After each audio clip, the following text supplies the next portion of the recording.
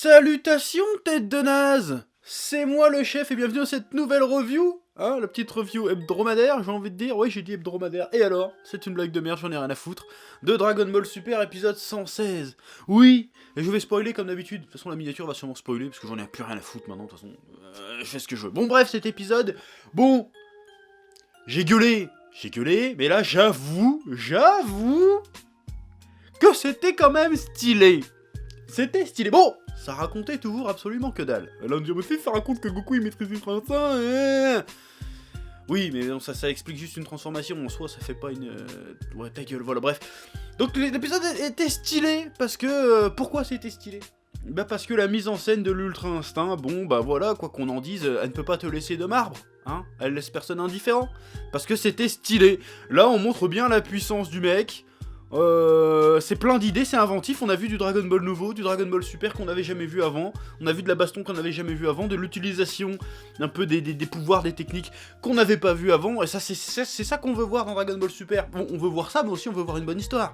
Hein, pour l'instant, niveau histoire, c'est zéro. Hein. Surtout cet arc dans l'univers, il est zéro. Pour l'instant, niveau histoire, que dalle. Mais niveau bagarre, de temps en temps, il y a des trucs sympas. Hein. Voilà, cet épisode était stylé. L'animation était stylée. La musique était stylée. Je veux dire que c'était presque tout stylé. Sauf qu'encore une fois, bah, c'est dommage que ça soit aussi stylé, qu'on ait eu des moves aussi stylés contre un adversaire aussi osefement osef. Parce que moi, la Kafla, hein, je vais m'acharner. Bon, j'en parlerai plus après parce qu'elle aura disparu. C'est la dernière fois, heureusement. Elle s'est fait éliminer, la Kale et la Khalifa. Alléluia, j'ai envie de dire, amen, tant mieux, elle est plus là, tant mieux. Mais ça me fait bien chier qu'on a eu tout ce move stylé de Goku contre un personnage aussi nul. Parce qu'il est nul, le personnage, je suis désolé, il raconte rien, ce personnage. Juste, on a fait une fusion, oh là là, trop cool. On est des filles Saiyans, oh là là, trop cool. Je ressemble un peu à Broly, oh là là, trop cool. À part ça, y a rien derrière. Et c'est dommage que normalement dans Dragon Ball, risque de me le répéter, quand tu balances une méga transformation, quand tu balances des méga techniques, et bah c'est parce que ça doit aussi faire avancer l'histoire. Pour que ça soit plus impressionnant, faut que ce soit contre un personnage qui est ouf. Et je suis désolé, la Kefla, elle est pas ouf. Alors oui, c'est une méga fusion, oui, elle est presque plus forte qu'un Super Saiyan Blue. Bah moi je dis bullshit. Je dis bullshit là-dessus, je suis pas tout à fait d'accord, parce que je suis désolé, dans l'épisode d'avant ils ont bien précisé. Oui, Goku il va avoir du mal parce qu'il est pas à fond de sa puissance. Parce que Goku, il aurait été frais et dispo, il l'aurait défoncé la Kefla. Tout le monde le sait, Enfin bref, voilà, je rage, oui. Mais soyons un peu positifs. Hein, voilà, après 2 ou 3 reviews où j'étais que négatif, là je vais être un peu positif, la mise en scène, déchirée, voilà, le côté, même l'idée même de l'Ultra Instinct est stylée, genre le côté, alors j'ai une technique, un pouvoir, un état, on sait pas trop ce que c'est, qui me permet d'esquiver les attaques, voilà. Parce que jusqu'à présent, dans Dragon Ball Z, Dragon Ball Super, à chaque fois que t'avais une nouvelle transformation, une nouvelle technique, c'était juste pour faire plus de dégâts, être plus puissant. Là, c'est un peu plus subtil. Il est plus puissant, certes, mais ça lui permet aussi d'être plus réactif, de plus esquiver les machins. Même le côté de rajouter une difficulté au bordel. Ça, c'est plutôt intéressant. Genre, oui, l'Ultra Instinct, c'est super bien pour esquiver. T'as vu comment j'esquive? Mais pour attaquer, c'est pas forcément pareil. Ça, c'est plutôt un développement intéressant. Bon, j'espère qu'ils vont... C'est dommage qu'ils s'en servent dans un tournoi qui raconte rien. Parce que le côté Goku doit maîtriser sa forme instinctive... Ça aurait pu être intéressant s'il y avait un petit peu de dramaturgie, j'ai envie de dire, derrière. Ça aurait pu être un truc sympa. Genre, il dépasse ses limites, mais derrière, ça raconte quelque chose. Voilà, comme le côté quand il devient Super Saiyan pour la première fois. Il dépasse ses limites, mais... En même temps, il s'affirme en tant que sauveur de quelque chose, tu vois. Ça devient... C'est plus le petit garçon qui cherche des Dragon Ball, ça devient le sauveur de la galaxie, toi. Il y a un truc ouf dedans, derrière, tu vois. Là, c'est dommage que cette transformation, derrière... Y'a pas le petit truc, y'a pas la petite substance. Bon, la mise en scène déchire, hein. Moi, chaque fois que je vois la mise en scène de Ultra Instinct, j'ai mes petits frissons et là, j'arrête de faire mon critique à 2 balles. Je reste là, je fais oh putain, c'est cool parce que c'est cool. Ah, le côté, il esquive tout là, le moment où il tombe de la cascade, de la falaise. Bah, c'est pas une falaise, mais du moment où il tombe dans le vide et Kefla, elle va pour le rattraper en disant ah, je t'ai baisé, et puis en fait, hop, il rattrape ses pieds sur le truc et puis il fait un esquivement à la Matrix là. C'était super stylé. Et je parle même pas du finish, le finish move. Ah, c'est un des finish moves les plus stylés sans doute de tout Dragon Ball. Bon, en termes de chorégraphie, c'est stylé, mais en termes d'impact, c'est un peu moins... voilà, ça atteindra jamais l'impact d'un Gohan Cell, par exemple. Parce qu'il n'y a pas, justement, il n'y a pas ce petit drame derrière, il n'y a pas cette histoire, il n'y a pas cette implication. Voilà. Je me répète, mais il faut que ça rentre dans le crâne des gens, ça. Pourquoi je gueule sur Dragon Ball Super? Parce qu'il y en a, ils comprennent toujours pas. Mais pourquoi c'était stylé, ça? L'animation était ouf. Oui, mais ça suffit pas, bordel. Non. Bref, ce finish move était vraiment stylé. Bon, il y avait un petit... le fait qu'ils aient introduit le fait, ouais, mais Goku n'arrive pas à attaquer en Ultra Instinct parce qu'il maîtrise pas encore assez bien le truc. Comment ils ont tourné ça, c'était plutôt intelligent. Bah, comme je dis, c'est dommage que derrière ça raconte pas plus de trucs que ça, mais c'était intelligent. Et comment il esquive tous les trucs, c'était stylé. C'est des mouvements qu'on a plus l'habitude de voir dans Dragon Ball. Parce que, tu sais, comme maintenant ils ont le droit de voler, se téléporter, tutti quanti, ben les animateurs se font plus chier à faire des mouvements d'acrobatie dans les combats dans Dragon Ball. Or que là, ils ont utilisé le fait qu'ils pouvaient pas voler. Et du coup, ils ont fait l'effort de faire des acrobaties. C'est des acrobaties comme ça, on en voyait dans le vieux animé Dragon Ball. Il y avait des épisodes putain de bien animés là-dessus, hein. Je pense par exemple au combat Goku Tenshinhan où il y avait des putains d'acrobaties de ouf qui étaient super stylés, bien animés. Ça fait plaisir de revoir ça dans Dragon Ball, t'as l'impression de voir un truc nouveau, alors qu'en fait non, c'est très très ancien, mais sous un œil neuf, si tu vois qu'est-ce que je veux dire. Donc c'était stylé.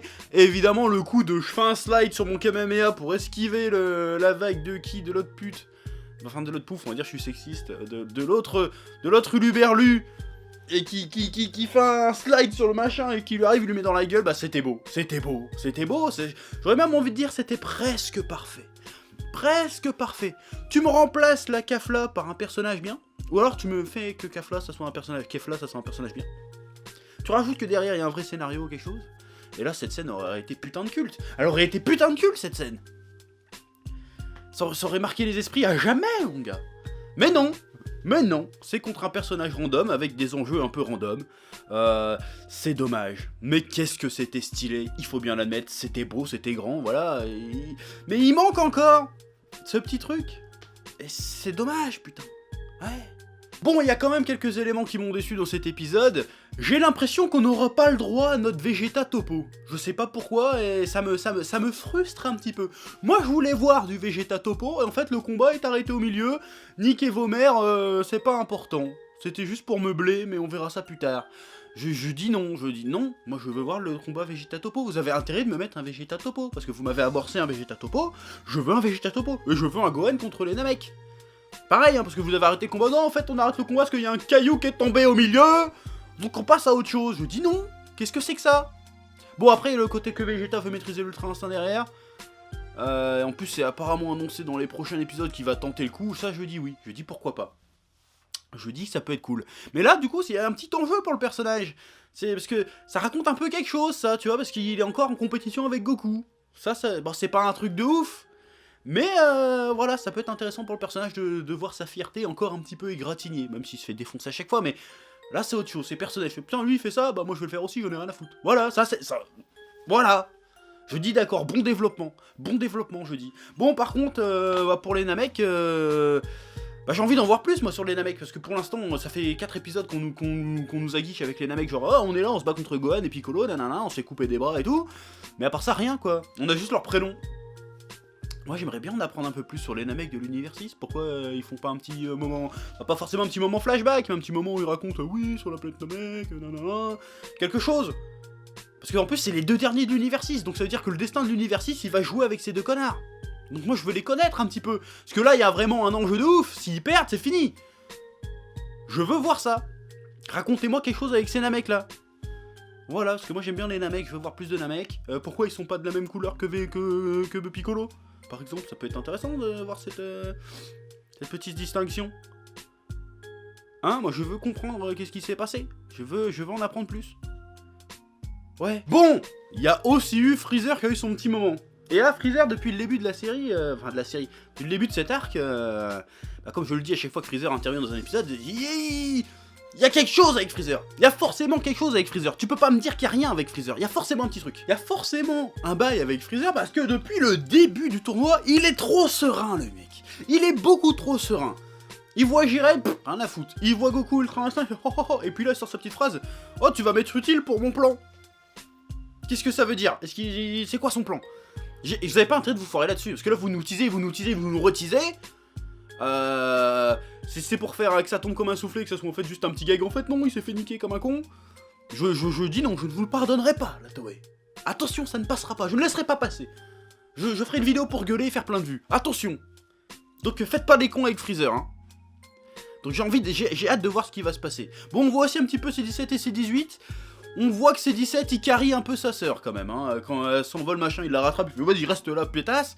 Il faut que j'arrête d'insulter les personnages féminins, on va croire que je fais exprès, mais bref. Comme l'autre connard, il rattrape l'autre connasse, comme ça j'insulte les deux, même si ça c'est totalement gratuit. Il y a un petit côté, il carry sa sœur, ça peut être intéressant. Est-ce que C18 sera la prochaine à tomber? Ça serait logique. Enfin, ça serait logique dans le sens où le personnage les moins importants devrait partir en premier. Quoique c'est pas tout à fait le cas, parce qu'il y a Krillin qui est parti. Alors Krillin c'est pas le plus puissant, mais il est quand même important ce connard de Krillin. Ils ont sorti Krillin, Tenshinhan, Muten Roshi. Est-ce que ce serait pas un des cyborgs qui va tomber? Est-ce qu'il va y avoir une fusion de cyborgs? J'en sais rien, j'espère qu'il n'y aura pas de fusion de cyborgs en fait. Sans déconner, ça serait tellement nul comme idée. C'est juste, oh, on a jamais fait de fusion de cyborgs, on va faire une fusion de cyborgs, comme ça va être cool. J'espère qu'ils vont pas faire ça. Mais bref. Puis ça ressemble pas à la psychologie de C17, C18 de fusionner, je trouve ça... Ouais, ça leur ressemble pas, je trouve ça con. Bref, j'espère qu'ils vont essayer de faire quelque chose de bien avec ça, surtout le prochain épisode, ça va être le retour de Ribrianne et de l'univers 2. J'ai pas hâte de voir cet épisode. Enfin, j'ai hâte parce que peut-être que dans le sens où ils vont se faire éliminer une bonne fois pour toutes, là c'est bon. Par contre, si Ribrianne elle sort à C17 ou C18, là je dis non, non. Elle est chiante cette... méchante fille. Il y a encore des méchancetés. Si elle est nulle, Ribrianne, si elle est chiante, j'aime pas Ribrianne, je la déteste. Voilà, parce que d'ailleurs, quand j'ai vu la Calais et Khalifa sortir du stade, j'étais oh, enfin, je me suis levé de ma chaise, j'ai fait une oh là tout seul, comme ça, je fais ouais, comme ça. Alors, sortez-moi Ribrianne et laissez les personnages intéressants se friter, bordel. En plus, il y a d'autres univers, les robots, on s'y intéresse pas. Vous êtes en train de nous faire du build-up sur des robots, là? On s'en fout des robots, des niquez-les, les robots. Alors quand vous les sortez, il y a plutôt intérêt que les robots ils soient balèzes aussi. Parce qu'on les voit pas, ils servent à rien, là. Ils font même pas de la figuration, même en arrière-plan, tu les vois pas, les robots. Donc, faites quelque chose de bien avec ces robots, aussi. Même si ça va strictement rien raconter, ça va juste être des robots balèzes et faire « Je vais monter en puissance pour les taper !» Et voilà. Bref. En fait, c'était un épisode sympa et qui amorçait plus de choses qu'il en concluait. En fait, il conclut rien. Tu dis que, ouais, bon, l'Ultra Instinct c'est cheaté, mais je le maîtrise pas encore, je peux pas encore très bien attaquer avec. Et la quête de Vegeta, le plan de Freezer, l'univers 6 qui est en galère, ça c'est intéressant. Enfin, ça m'intéresse. J'ai envie de voir comment ça va être développé et j'espère qu'ils vont pas me décevoir parce que vous m'avez déçu tellement de fois, les mecs. Mais j'ai confiance encore. Donc, faites pas les cons. Voilà, donc je vous laisse commenter en commentaire. Ça c'est encore une phrase signée du chef, tu pourras le tweeter, me citer. Commentez en commentaire ce que vous avez pensé de cet épisode, lâchez des pouces bleus, abonnez-vous.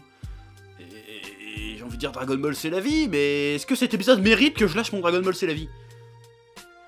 Bah je sais pas, donc je te laisse décider s'il mérite de mon Dragon Ball c'est la vie ou pas, parce que moi j'ai du mal. J'ai envie de dire, pour certains aspects oui, mais il y a tellement d'autres trucs qui fait que ça mérite pas mon Dragon Ball c'est la vie. Donc je peux pas le lâcher comme ça se mérite un Dragon Ball c'est la vie, bordel. Ouais. À bientôt.